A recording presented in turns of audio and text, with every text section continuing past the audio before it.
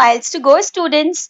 Welcome to science class. So today we are going to learn about heat. So what is heat? Let's see. Heat is a form of energy which causes the sensation of hotness and coldness. Let's discuss about the effects of heat. So heat causes change of state. Heat causes expansion. Heat causes change in temperature. And the last one, heat causes chemical change. Now, let's discuss the temperature and its measurement. Temperature is the degree of hotness or coldness of a body or a place. Temperature is measured with an instrument called thermometer. The SI unit of temperature is Kelvin, which can be represented by K.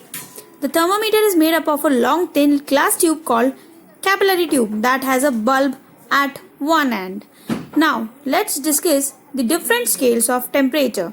So, the commonly used scales are Celsius, Fahrenheit and Kelvin scales. So here we are going to learn about Celsius and Fahrenheit scale. Celsius scales is named after Swedish scientist Anders Celsius.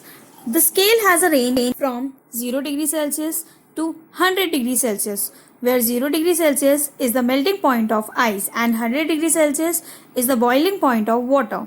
Next is Fahrenheit scale. Fahrenheit scale is named after Daniel Gabriel Fahrenheit.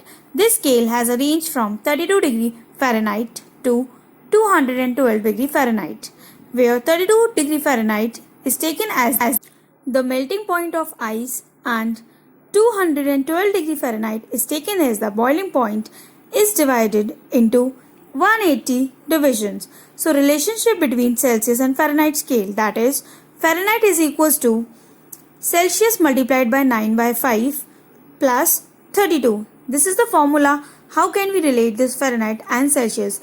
If any value of Celsius is given, so we can easily take out the value of Fahrenheit. Same as if we are having the value of Fahrenheit, we can easily calculate the value of Celsius by these formulas. That is Celsius is equal to 5 by 9 bracket Fahrenheit minus 32.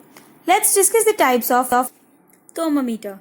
So there are three types of thermometer: clinical thermometer, laboratory thermometer, and last one, maximum minimum thermometer.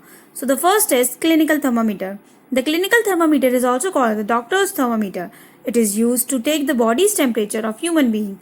Mercury is used in the thermometer for the following reason. It remains in liquid state for a wide range of temperature. It is easy to see because it has a silvery grey color. It does not stick to the glass. It has a firmly uniform rate of expansion for a wide range of temperature. It measures between the temperature range of 35 degrees Celsius to 43 degrees Celsius. The normal body temperature is 37 degrees Celsius or 98.6 degree Fahrenheit. The normal temperature is indicated by a little arrow. There is a constriction or kink in the tube near the bulb, which ensures that the mercury in the thermometer does not contract and flow back into the bulb before the temperature is read. Steps to be followed to read the body temperature are: jerk the thermometer so that mercury goes below the normal mark. Wash the thermometer and place it under the tongue or below the armpit. Leave it there for 1 minute. Last one, remove the thermometer and read the temperature where the mercury ends. Precautions need to be followed using a thermometer. Handle it carefully as it can break easily. Remember, mercury is toxic and should not be swallowed. Second point, always wash the thermometer before and after use. Always make sure that the mercury in the thermometer is below the normal mark before use. Now, laboratory thermometer. It is used in the laboratory and has a range of minus 10 degrees Celsius to 110 degrees Celsius. The bulb is filled with mercury or alcohol. The advantages of using alcohol over mercury is that alcohol is cheaper, less harmful, and can measure much lower temperatures than mercury. The bulb of the laboratory thermometer should be always kept straight.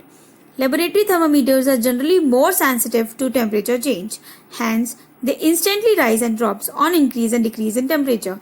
That's why we cannot use it for measuring body temperature because as it is taken out of the mouth, there should not be a drop in temperature and thus it will giving wrong reading of the temperature. The clinical thermometers comes with a kink which solves this problem of sudden drop in temperature. Now let's discuss the maximum minimum thermometer. Maximum minimum thermometer is used to measure the maximum minimum atmospheric temperature of the body. It is also used to measure the extreme of temperature at a location, for instance in meteorology and horticulture. It has a U-shaped glass tube with two separate temperature scales set along each arm of the U.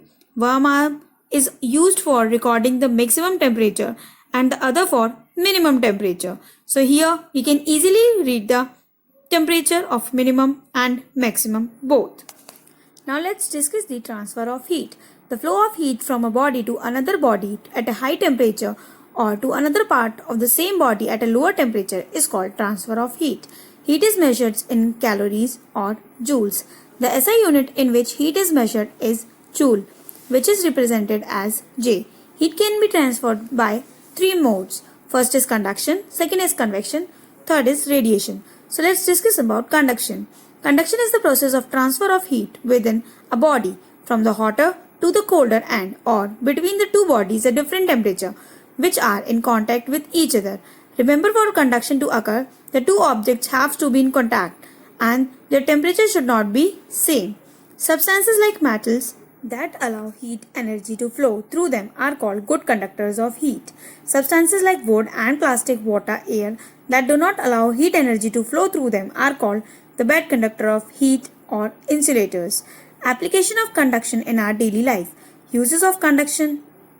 Metals which are good conductor of heat are used to make cooking utensils like pan and pressure cooker so that heat can transfer to the food that has to be cooked. Next, mercury is used in thermometer because it expands on heating and rises. Uses of insulator. Handles of cooking material are made of plastic and wood because they are bad conductor of heat and do not get heated up. Wool is used to make woolen clothes. They are worn in winters because wool is an insulator and allows body part to trap the heat inside it. Next is convection. The process of transfer of heat in liquid and gases from the hotter part of a substance to the colder part by the actual movement of hot particles called convection. For example, when you mix hot water in cold water, the whole water becomes hot in a few minutes. As convection requires movement of molecule, convection is not possible in solid because the molecule and solids are held by strong intermolecular forces. Ventilators are made near the ceiling of a room because the air we breathe out is warm and rises and goes out through the ventilators. Cool and fresh air enters the room through windows and doors which are much below.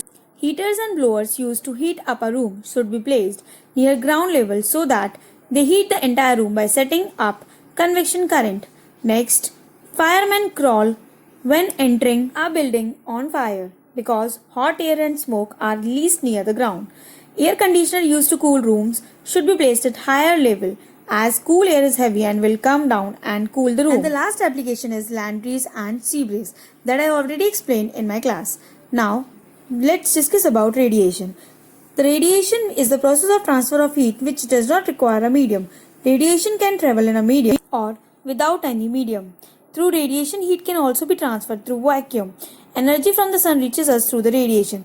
The extent of radiation and absorption and reflection of heat due to the radiation depends upon the nature of the surface of the object and color of the object. Application of radiation in daily life. Electric room heaters have mirror of shiny surfaces behind the heating coil to help to direct all heat from the heating coil toward the in front of the heater. Dark color clothes are more suitable in winters because they absorb more of the sun's heat.